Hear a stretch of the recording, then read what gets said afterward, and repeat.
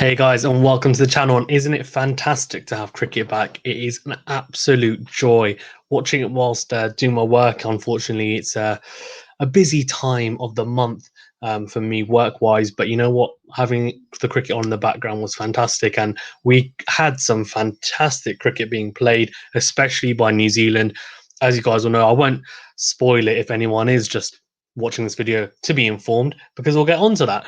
Before we do, though, I think it's very worth noting the sides and maybe some of the surprises in terms of team selection. So I'll go through England first, obviously opening up with Burn Sibley, Zach Crawley, Joe Root, Dan Lawrence, Ollie Pope, James Bracey, Ollie Robinson, Stuart Broad, Mark Wood and James Anderson. So I think the biggest surprises there are Ollie Robinson played instead of maybe Craig Overton, which I think a lot of people thought he might play instead. The other thing was James Bracey did say that he would like to be in the top three. Now, that's not going to be the case by the looks of it. They've stuck with Zach Crawley, which I think would have been very harsh to drop him. And obviously, Rory Burns has been given, I think, assurance that, look, at least for the next test, you score runs, we're backing you for now anyway. Obviously, Dan Lawrence and Ollie Pope in there. Good to see those two youngsters in there as well. Interesting to see how they both do in English conditions. And then we had, I guess, the other surprise was Broad and Anderson playing together. Now, that was, again, a bit of a surprise as well. So, no Jack Leach as well. So, no spinner for England. Joe Root in the end ended up filling in some overs, which is probably not ideal from an England point of view. And I guess they miss that all-rounder in Ben Stokes, which gives you that balance, I guess, and they've been a bit spoiled in that sense. New Zealand, on the other hand, again, they had a lot of all-rounders. They had Colin de Grando, Mitchell Santner, and also Carl Jamieson in there.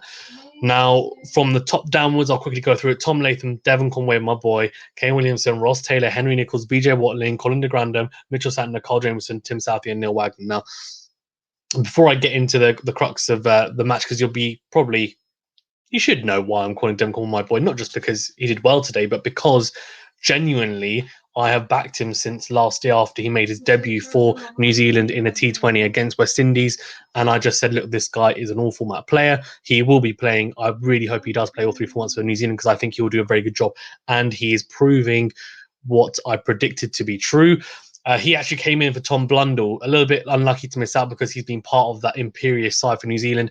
But I think after BJ Watling retires this summer, he'll probably slot into that middle order. Very good glovesman, and I think he'll be very handy in middle order, and that's what I think they're heading towards. So anyway, apart from that, though, I guess Colin de Grandam coming in for Darryl Mitchell. A little bit, again, Darryl Mitchell a bit unlucky to miss out because he's been, again, very, very good for New Zealand, especially with the bat in New Zealand as well. So yeah, that was a little bit unfortunate. Colin de Grandam, though, is a very, very good player. So look, much the much, I say. Obviously, Trent Bolt missing, and the other surprise, I guess, Mitchell Santner coming in for.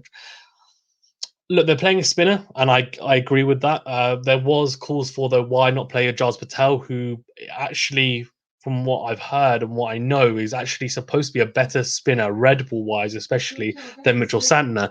Mitchell Santner obviously gives you a lot more with the bat, but if you're going to bat all the way down to 9 with Carl Jameson, you probably can give up one batting spot, right, for him. So I don't know, an interesting choice, but I think they're definitely right to go for a spinner. Right, let's go into the match then. So obviously, as you can tell by the scorecard, England in a bit of a pickle, I would say, at the end of day one. New Zealand definitely, for me, took it 217 for 3 off 74.4 overs. Well, it's not 74.4 overs. It's just, unfortunately, I'm so quick on the trigger. They just can't seem to update it. They really can't. But anyway, that's after 75 overs, that will be.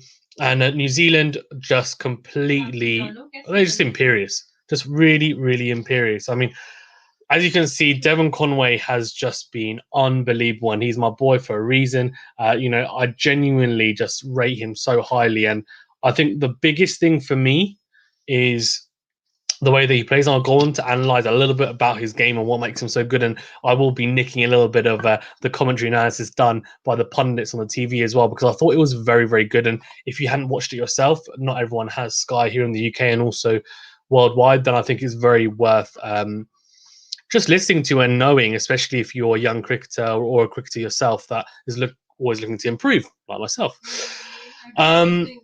So New Zealand built a pretty good platform. They got to 58 for no loss, and then Latham fell. Now, Ollie Robinson making his debut, he looked very steady. I think there were question marks around maybe his pace, but he was always kind of within the 80 to 85, maybe slightly pushing above 85, but not consistently. So he's around the 80 to 85 mark. And he's got a lot of height on him, gets the ball to nibble off the seam, a little bit of swing as well. Nothing, extravagant, but he hits a good line and length. And he bowled very, very well today, I thought. I thought he was probably the pick of the bowlers for the most part. Very steady. Action, very similar to me, to someone like Josh Hazlewood. As soon as I was watching him bowl, I was like, whoa, Josh Hazlewood, what? Is that you? I guess the Josh Hazlewood of old, because he was about that pace. Then he gained a couple of kilometers or mile per hour. So let's see if Ollie Robinson can do the same around that same age. So very interesting. But anyway, he was bowling well. Latham was struggling a little bit with Broad around the wicket. And then Ollie Robinson just came over the wicket. A bit of movement away from the left-hander. Into the left-hander even, with the angle. And Latham just playing the wrong line. Just got a bit muddled up, didn't really go forward enough, didn't leave it. He was just in between and inside edge and played on to his stumps. Now, that was very, very disappointing from him because he's a very, very good player and he was set. Now, after that, we just had a little bit of a lull. Williamson came in, the captain. We know how good he is. But unfortunately for him, it was only a short stay. 13 of 33 for him now. Very uncharacteristic of someone like Kane Williamson. Although, from what I've read and what I know and what I've been told, he's actually got out to Anderson 7 times now in England. So his average is not the highest, I don't think, in England. But again, that's most players because of the conditions. I don't think it's anything to be concerned about. I think it's just something that obviously he would have looked at beforehand, and he is the #1 Test batsman in the world for a reason. So I'm sure he will be back with vengeance in the second innings, or if not, the second Test match. But he got out in a slightly bizarre way, probably something that a lot of people think, oh, when they watch Williamson play, they think, you could probably get out like that. But he never does. And it was playing underneath his eyes, playing it very late, that kind of very, very late kind of stop on a delivery where he knows, okay, hold on, I'm going to play. Oh, actually, no, I need to adjust. I'm just going to really watch it until the last second, play it, and then he kind of opens the bat face a little bit and then just kind of runs to the slips or to third man. But this time he just misjudged it slightly, hit a splice, and it bounced and then actually ended up, well, I want to say clattering, but not really. It just very slowly bounced and then crashed into the stumps. And unfortunately, you could tell on his face he was just in dismay, and rightly so, because it was slightly unlucky. But Anderson definitely seems to have success against Williamson. So that's a matchup that obviously England had looked at beforehand. On top of that, then we had Taylor come in.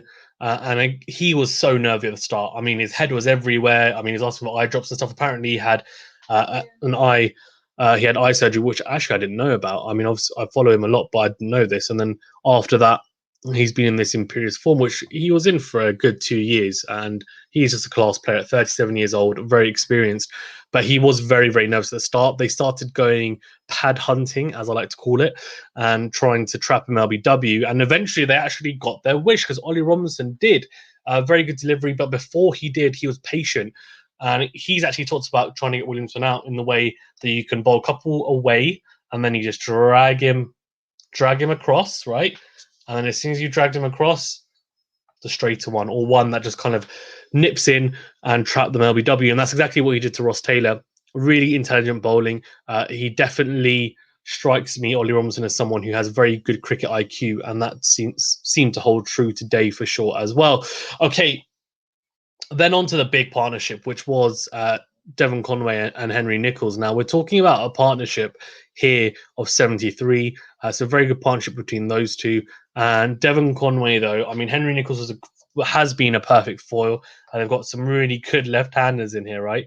But what I would say is Devin Conway was an absolute beast. And a really good analysis they did in terms of his defensive capabilities is, if you watch the way that he plays, his front foot press, his toes, he's on his toes. His front foot is on its toes. And what that means is that he has very good mobility and just movement getting forward to the ball and making sure that he constantly plays the ball under his eyes and his head is always over his front pad. In addition to that, they were saying that actually it helps him when he's pulling the ball. And Simon Dorr was saying that he's so imperious off the back foot, and he hasn't ever seen anyone give him trouble on the back foot. And it's because actually of that, because most people nowadays, they don't go back and across, and it's not the chopping the tree like they do in the MCC. It's more nowadays is you will put off the front foot like your Ricky Pontings, right? Ricky Ponting at the time was a trendsetter, but everyone pretty much tries to do that nowadays because you don't have time. Someone like Mark Wood coming at you at 91 miles an hour, you don't have time to just go back and across, and then that you just don't have enough time to do that. So if you watch him, maybe at the start he misjudged Wood a little bit in terms of skinniness, but after that he was fine. He pulled him really well, and that was a really interesting analysis. And I haven't seen many people bat like that, because you'd think, oh, you're not a bit unbalanced. Most people go with their heel. No. He doesn't. He goes on. He's on his tiptoes, and then that's how he goes. And it's really interesting, really, really interesting. And even some of his aggressive strokes, he would, but he was always balanced, head always still. And he was always going through it. So that was very, very interesting. So for me, that was impressive. That was really impressive. And 121 not out of 207 balls. As I said, imperious, really imperious. Didn't seem troubled at all, apart from that couple. So that was interesting. But yeah, really, really good stuff from Devin Conway. And they end the day in control for sure. Now, in terms of what England need to do, I mean, they're missing Archer big time, Wokes as well. I think they were a little bit one-paced. And Anderson and Broad maybe together. Look, I mean, I think in English conditions, I guess it's not a bad shout, but they definitely looked a little bit light. And I think maybe they might regret playing a slightly weakened side against New Zealand, because this could be the best side they play all year. I'm not joking. New Zealand are a serious side, and I said this before, and I actually backed New Zealand to win this. So let's see.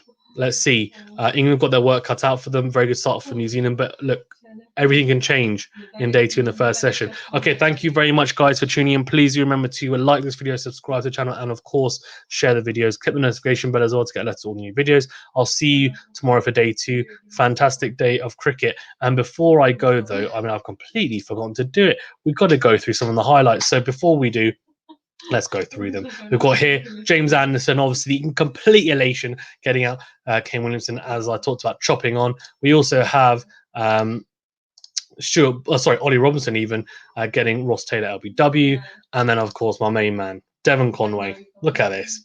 Look at this. Absolute masterpiece, Devin Conway. Anyway, enough of that. Thank you very much, guys. I'll see you on the next video.